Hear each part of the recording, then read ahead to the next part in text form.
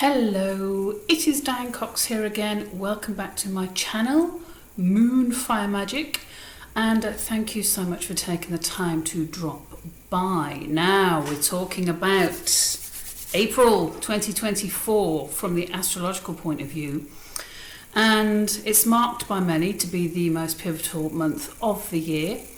So let us see. As I've said in many astrology videos over the many millennia I've practiced astrology.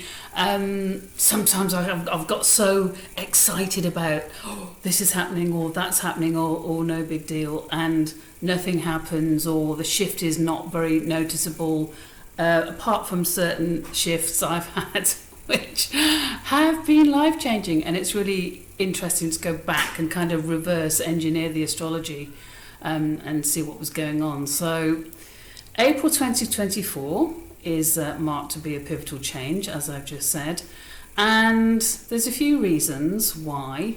Obviously there's a big total solar eclipse on the 8th, or depending where you are, but yes, around the 8th. It is, I think, most people on the 8th of April, and I put that graphic up at the beginning of the video so you can see what that means. You have the sun, and then you have the earth, and in the middle you have the moon. And because of the perspective, when the sun and the moon, they line up, and basically the sun's rays are blocked by the moon, and so you have the shadow cast onto the earth, and you see the moon in the sky. So the moon in the sky, you do see the moon in the sky in that black silhouette with the ring of fire coming from the sun. It's an amazing sight. I saw it once in England. I can't remember the year. It was in August, and it was actually really amazing.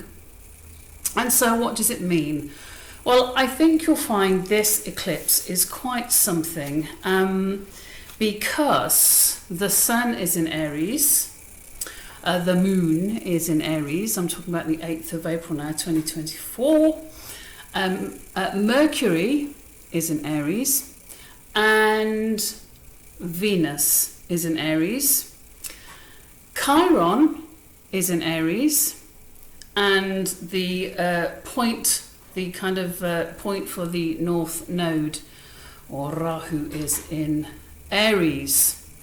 It's quite an Aries stack up if you follow Vedic astrology, and I have done my training in Vedic astrology.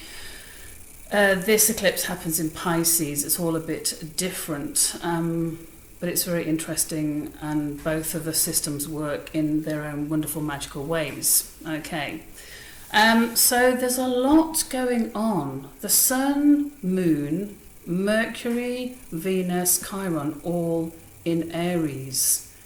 Now let's remind ourselves. So imagine everything. So the moon and the sun lined up are in Aries, as is Mercury. The planet Mercury is in the constellation of Aries, as in Venus. It's a lot of Aries energy.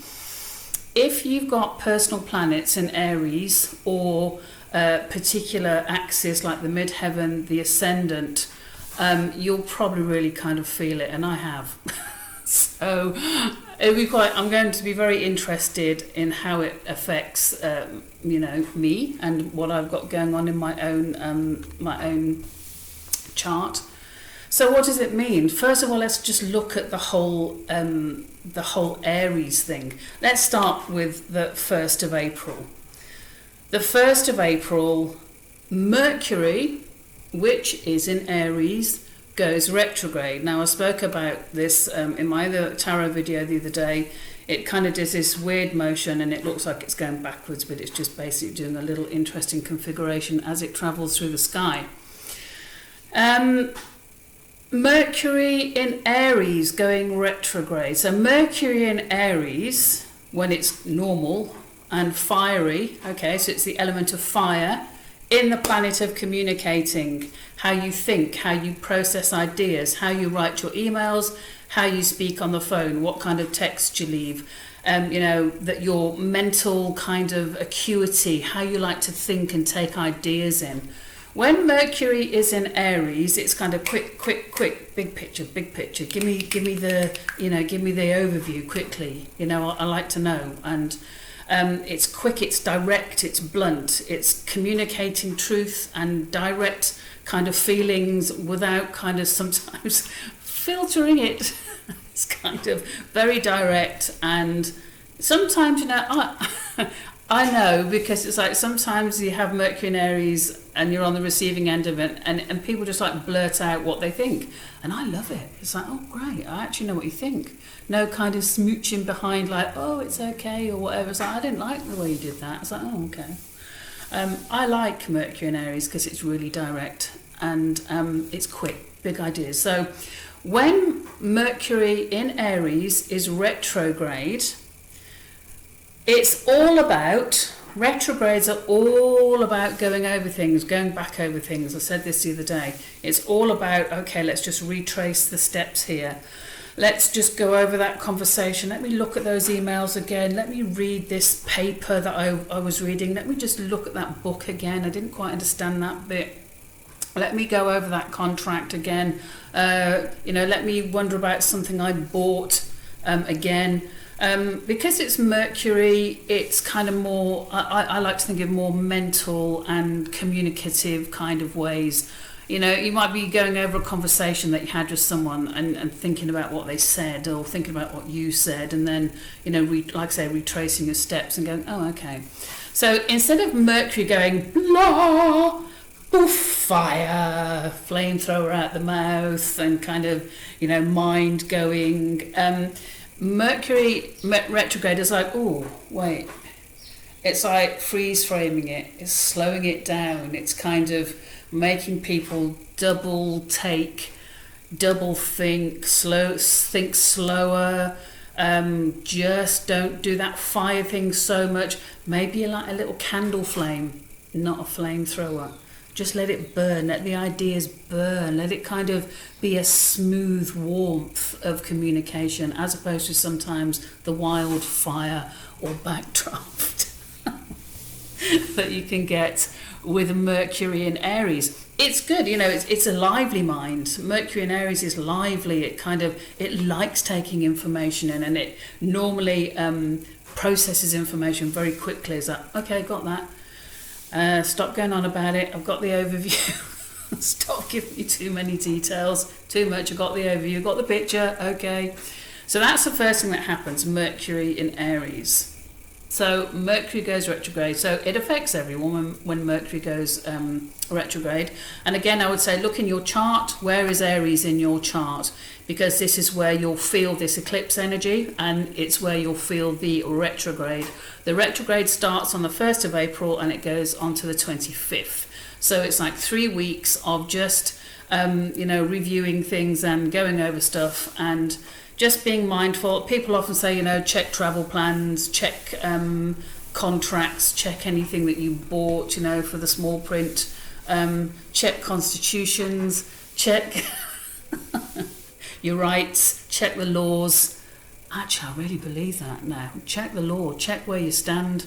We've all been kind of, we all think we're kind of prominent in the law in every country that we live in, and then we find out that we're not. We're like the cannon fodder, and just like the slave taxpayer, and no one gives a stuff what people think anymore. Diane, don't get into that, but it's true.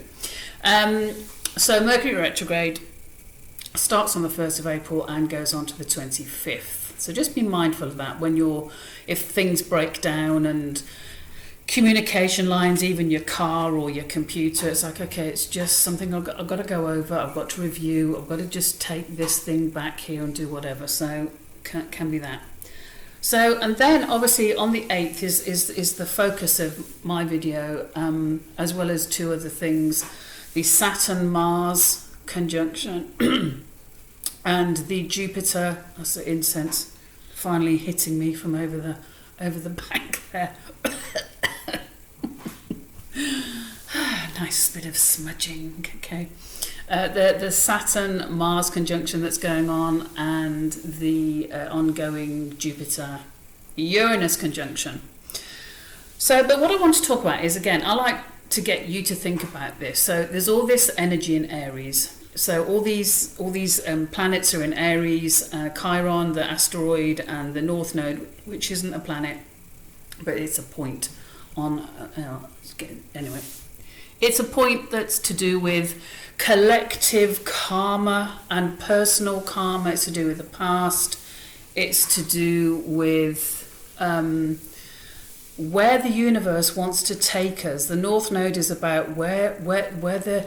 I've always found it when I do people's charts. It's like, well, the North Node is here, and they go, "That's the worst thing I'd ever want to do. That would be my nightmare thing." And it's like, yeah, that's normally how you grow. It's kind of go towards your nightmare thing. So the North Node is thinking about. Okay, let's separate. The South Node is Ketu in Vedic astrology. It's about your default mode. It's where you're happy. It's about where you are. It's your karma. It's the past. Okay, the South Node. The North Node is like the head. It's Rahu. It's like it's all seeing. It's kind of whatever it's kind of looking at. It's where the universe is pointing to you. It's where the universe thinks that you'll get great satisfaction. And it's normally the last place we want to be with our personal growth. So all this Aries energy is like bursting forth from the sun, the moon, Mercury, Venus, Chiron, bursting forth, okay?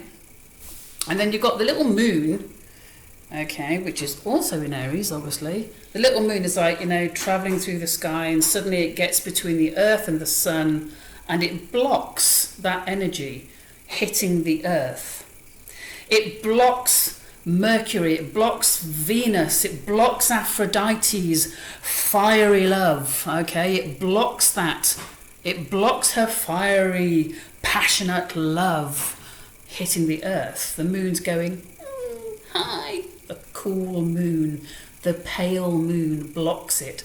And actually, if you look at that graphic at the beginning of the video, the sun shines that light onto the moon, and the moon for the eclipse is just shining it back onto the sun. It's like acting as a mirror to the sun.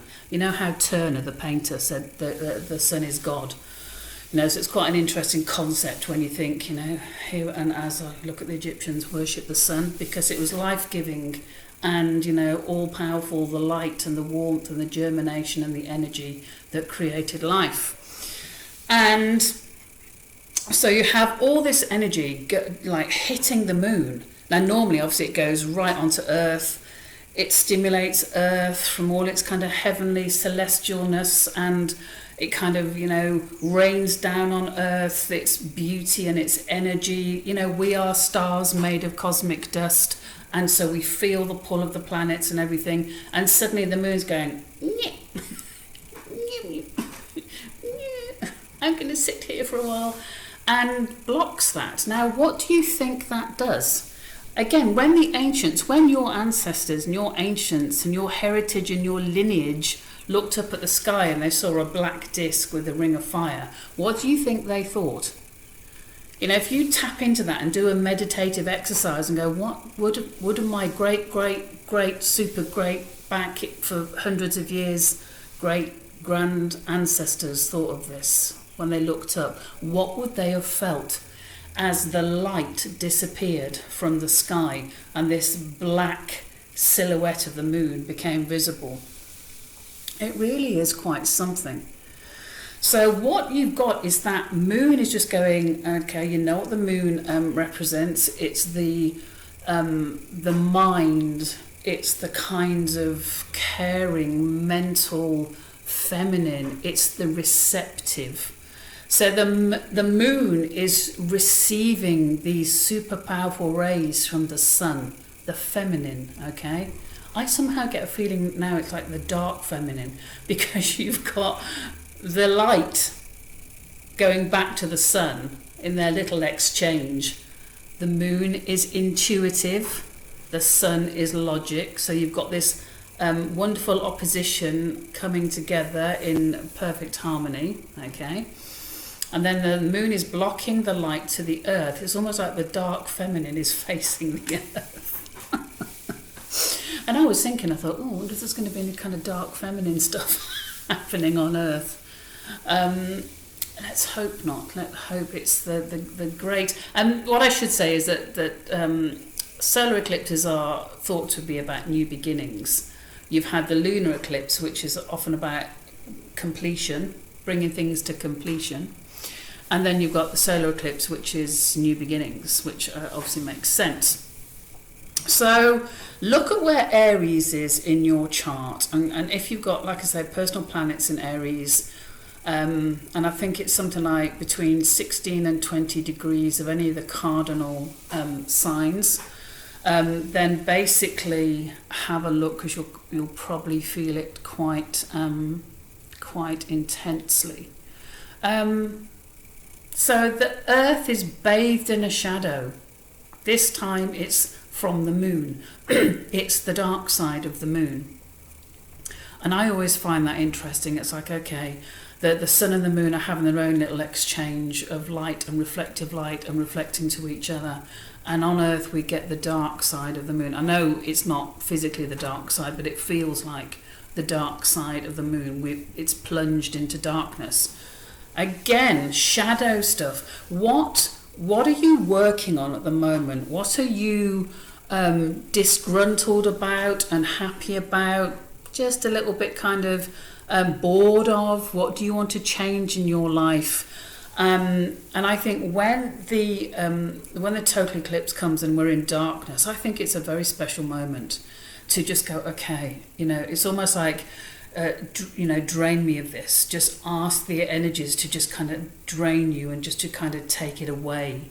And then just like take whatever you're working on, just give you kind of a special spark. Because in that darkness you have, I think like the real ending again, the kind of closure before, that moon moves and you get the kind of that ring, I forget what that special ring is called, when it comes out of its total eclipse. So give it up to the shadow that's on Earth, look at that miraculous stuff and do some nice meditative work on that. Very powerful moment. And let me just go on to the other two things that are happening. Eclipses, their energy, they say, go on for months. So it's not just, it was an eclipse and now it's all over. The eclipse is the beginning and the ripples go out for months on end, like 6 months or something. So yes, it's all about perspective, because I think the solar eclipse itself is about perspective. You've got the tiny moon, you've got the massive sun, and you've got the Earth in the middle, but somehow the moon manages to project itself and block out the sun. Oh, it's very exciting stuff. So it's all about perspective, and I think it's about reflection, because you've got the reflective energy between the sun and the moon, and then you've got the dark side, or what appears to be the dark side. And again, it's quite interesting because the moon in the tarot can often represent your nightmares and what haunts you, and things that kind of give you the spooks and stuff. And it can be that pull and the draw. It's the lunar card can be about what's coming up from the deep, and in those moments you can get that stuff coming up from the deep. That stuff that, like I said, whatever you're working on, whatever you're thinking about, whatever you want to change, just kind of give it up to the to the celestial forces, the miraculous forces that we live with every single day. Okay, and one thing I really like is in these moments is putting out a manifestation as this new beginning starts, like manifesting divine governments and divine governance within self, the individual, and around the world. Can we have people who choose to be leaders with a divine spiritual way of being and acting, and genuine, authentic, spiritual kind of representations of humanity. Okay, I'll see if there's anything else to say about that. But again, use it to its best ability. New beginnings. What do you want to be new? That's what I mean about thinking about what you want to change. How are you going to change it? What will work? What's feasible? Write down a little plan for yourself, because it's obviously, or maybe not so obviously, a new moon. It's a new moon in Aries. It's a super moon. use that lunar energy to kind of manifest and write down a plan for the month, what you want to achieve. And when it goes dark, then just kind of let it kind of just percolate within yourself. Write down what you want to change. Maybe you don't know how you're going to change it, but ask for divine guidance, whatever your form of divinity is.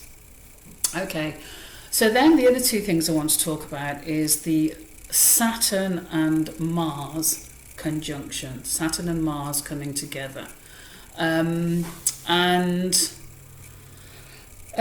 So Saturn, the disciplinarian, the strict teacher or parent, wanting everything to be done properly, correctly, thoroughly, reliably.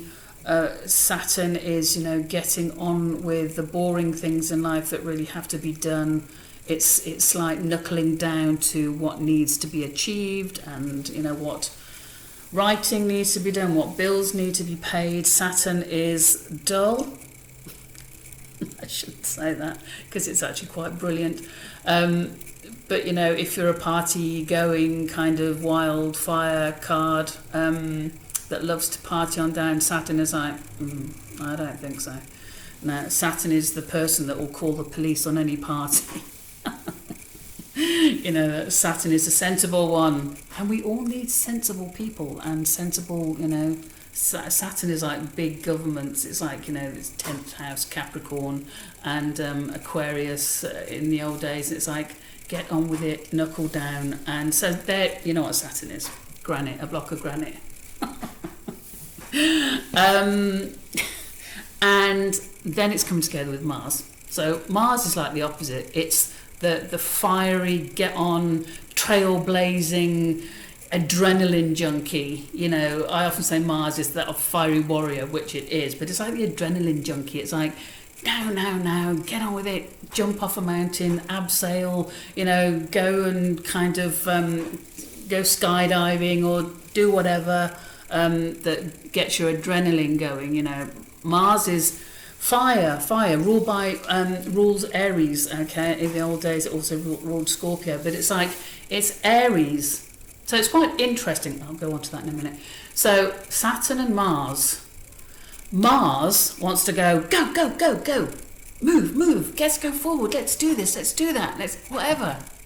Now, Mars is already being kind of reeled in by the retrograde, The Mercury in Aries ruled by Mars, is already being, reeled in. It's like, calm down, everything's going to be okay. So it's already kind of got a little bit of the retrograde is happening in Mercury. And now Saturn's going, whoa, mate, calm down, will you, okay? Just, hey, just take it easy, like a push me, pull you. Do you remember those at Dr. Dolittle? It was like a little llama, and they both were trying to go in opposite directions. One was pushing and one was pulling, and they were always kind of at loggerheads, because Saturn wants to restrict. Saturn wants to kind of bring everything in order and slow everything down. It's the foot on the brakes. Mars is the adrenaline junkie. Foot on the accelerator, pedal to the metal, go. So these two are coming together. Now, on a good day, that is the warrior training. Imagine the warrior in the battle camp, practicing his sword skills over and over again. Practicing. Wants to go to war, wants to do whatever, but he's got to practice. He's got to hone his skills.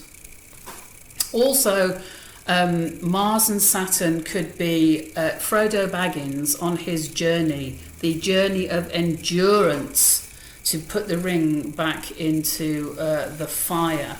Okay, it's that kind of, you might not think of Frodo Baggins as a warrior, but obviously he is, and it's like that push, that kind of exhausted push. You've got to get it done. You're a hero already, but you haven't got there, and you just think you're there, and there's another bloody spiky mountain to crawl up, and then Gollum comes and jumps on you and causes all kind of hassle. It's like, I've got to get to drop the ring in the fire. I've got to get to the edge. Obviously, then when he gets there, he has that existential crisis. But Samwise Gamgee was there, wasn't he? Wonderful. Knight of Pentacles, very nice. Yes, so Saturn and Mars is a bit of an endurance test. It's a bit of, this is for your own good. You're honing your skills. It's about, the balance between being a warrior, wanting to drive forward, but Saturn going, you're not ready yet, you're not ready. It's a test. It's a whole test of your skills and your patience and your tolerance. Okay, so that will be coming up this month. Okay, and then it's just in Western astrology, Saturn and Mars are in Pisces. Okay, in Vedic astrology, they're in Aquarius. But let's just stick with the Western for now, because it could be quite a mind-melding strangeness if I try and blend the two. So one interesting thing about having Mars in Pisces, again, it's already got Mercury retrograde slowing it down. When Mars is in Pisces, it's dropped into water. This fiery adrenaline junkie is dropped into the watery realms of Pisces. It has to find a very new way of going forward. It has to use its fantastic adrenaline junkie desires to navigate through water. Obviously, water slows everything down. It's the warrior trying to wade through, it's like his flamethrowers aren't going to work here, okay? If he tries to kind of throw one of those spiky ball things, it's going to be everything in slow motion. So Mars can be quite frustrated in Pisces. And then it's got the double frustration of bossy Saturn going, oi, just come over here and do it this way and sit down and it can be very frustrating for Mars to be in that situation. So if you find yourself feeling frustrated, and if you're finding yourself like, oh, I just want to get on with it, but everything seems to be stopping me, just literally go with the flow. Kind of traverse the watery depths of creative Pisces. I always think Mars in Pisces is like Mars has to find a new way of winning the battle, a new way of waging war. Let's be honest, Aries on a bad day is violence, aggression. You've got 5 celestial bodies in Aries. It can be very aggressive. It can be just steamroller over everything and anything in order to get your way. That reminds me of a certain situation going on in the world right now. Steamroller everything. Nothing, have no respect for anything that stands in the way, and just, go about your dastardly mission. So just think of that when this eclipse comes, and because I think with all that aggressive potential, and then suddenly the moon coming in front of it and going, cold, that cold, cool moon, Diana of the moon, and just standing there, and the huntress, it's like, yeah, it's quite interesting. It could actually block some activities or actions that certain warmongering, aggression-filled people are thinking of. It could just just block that for a minute, or make them double back and re-go over things with the retrograde, and just go, is that the right thing to do? Should we do that? Or, could be other people making that happen because of communications, because of the retrograde and going over things. Okay. And then the other thing I wanted to say, because, you can make these videos very long if you go into all the details. I've written down here all of the astrological aspects that are happening around the eclipse, but I do think it can get a little bit overwhelming. But the other thing that's happening that's is quite interesting is Jupiter and Uranus in Taurus. So Jupiter stays in a sign for about a year, and Jupiter has been in Taurus for a while. Taurus is the sign of the earth, okay? And it's been interesting watching earthquakes, landslides, things that have been going on with the earth this year. But Taurus is also, earth, nature loving. It's a nature loving sign. It's an earthy sign. It's as you know, a sign that likes luxury and comfort and food and, sensual pleasures. So Jupiter has been in Taurus for a while now, expanding. Jupiter expands everything, so it's expanding our ability to see, nature, what's happening with the world, with the earth, with Gaia, with Mother Earth and everything else, and with nature. And Jupiter's normally a benevolent sign which wants to guide you to the best kind of, contented way that you'd like to find in your own chart. And as you know, Uranus is the wild card. Uranus is the planet of the lightning bolt that can strike anywhere at any time and completely light up the skies. It's a startling, astounding vision. I love trying to take photographs of lightning and lightning bolts, or even lightning sheets. And I just love the fact that you can stand there, no matter what kind of automatic thing you've got, and you just have no idea when it's going to happen next. Even if you count and you do everything, it's like, I missed it again.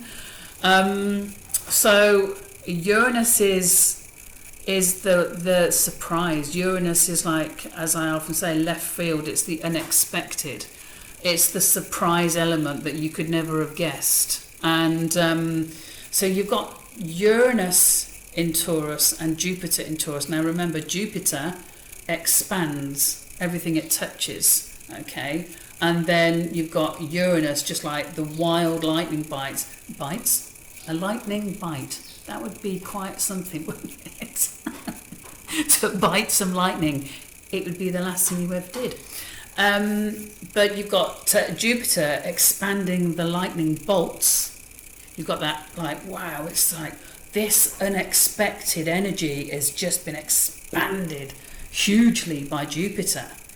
And then Uranus is bringing Jupiter, that whole kind of that earthy Taurian stuff. It's like, oh, that is really massive. It's like this massive kind of, endless potential of who knows what going on. I personally think with Jupiter being benevolent in Taurus, I'd like to think that something wonderful would happen with nature, but I am a bit of a dreamer, I am a bit of a utopian vision. I have got Pisces ascendant. It's like, come on, it could be so beautiful. It could be like a real insight into some wonderful natural thing that went on, that all kind of, brought us back into like focus and fantasticness. It could be one of these mad holographs, they could show us one of these super holographs that we think all kinds of stuff has happened. You might see like a horde of angels in the sky. Taurus, unlikely. But, I've been reading about these red heifers. Anyway, I won't go into the red heifers. But it's such a great potential energy. Look at where Taurus is in your own chart. Look at where it is, and then you can get an idea of where this wonderful energy will kind of manifest itself. Because, the good thing about the eclipse is it can, like when it shoots its energy, if you've got Aries in your chart, it can kind of jolt you into kind of the light for a bit and give you a moment of clarity, or other people seeing your clarity and what you've got to offer and stuff. So that's quite interesting. So look at where Aries is in your chart, because there's a lot of Aries energy, and whatever house it's in, then you'll get an idea of where this eclipse is going to be felt with you. If you've got Aries in your chart, the eclipse is at 19 degrees 24. So if you've got anything near that, then, that is going to be really interesting, because you'll really kind of feel it, and you'll be in the the kind of beam of it. So that will be interesting. Look where you've got Pisces and you're feeling this Saturn Mars kind of endurance test, and where you feel like it's kind of putting the brakes on. No, it's a training period. It's a test period. Saturn, you're in an exam. That's what I always used to say when I was going through Saturn stuff. Saturn is just putting you through a test. You're in an exam at the moment. So, exams don't last forever. Just kind of get through it and then see what happens afterwards. And then look where Taurus is. And you'll look where Taurus is, and then you'll see this fantastic energy of Jupiter and Uranus. I mean, it's a massive opportunity for developments in agriculture and food, and hopefully in a positive way, because you know what humans do. They've got this great opportunity for food. I always say why kids aren't taught how to grow food at school these days. I really don't know, but then we do know, because they don't want you eating food that actually keeps you healthy and vital and thinking with an active brain. They'd rather you ate burgers made from human flesh or bugs and cockroaches. I mean, if people can't see the obvious thing that goes on with this, So, Diane, so I think, why there's some great things that could happen with food and agriculture and, nature itself, some great things about nature, cleaning the oceans, tree projects, all that kind of stuff could come up. The nutters probably will come up with some horrific kind of stuff, but hey, don't they always? Certain types of humans always take the darkest route, but that's not our concern, because we're not doing that. We're taking the light route, the lightest route, the do no harm route. Just be a lovely human on earth, doing no harm and contributing to the light and love and tolerance of everything. So yes, I think that's it. So anything else I was going to say? Oh yeah, that was one thing that is quite interesting. The last time, there was a total solar eclipse in Aries at 19 degrees, exactly the same as the one this year, in 2005. So if you think back to what was happening to you in April 2005, I'm not good at that. I'm very good at letting things go in my mind. I would have no idea what I was doing in 2005 unless I managed to find some photographs and I go, oh yeah, I was doing that. But like now, if I'm trying to think, what was I doing in 2005? I'm like, who knows? Going to work and having a laugh and, dancing and stuff. So yes, I think that's it. If I'm trying to give an overview, I think that's it. If you've got any questions, please do put them down. If you've got your own insight into the eclipse energy, being plunged into darkness, and it's kind of a bit of it's a bit of a restart, isn't it? Because it's anyway, I've said all that, you know what I mean. So all very exciting.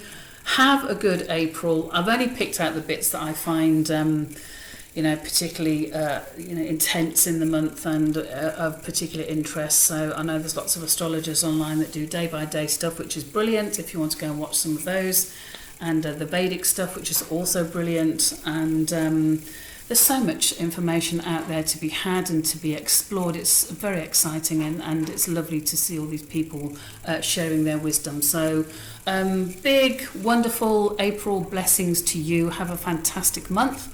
And I will be seeing you soon for some more tarot readings, because I've got some interesting subscriber questions that have come in. So thank you, and see you soon. Bye.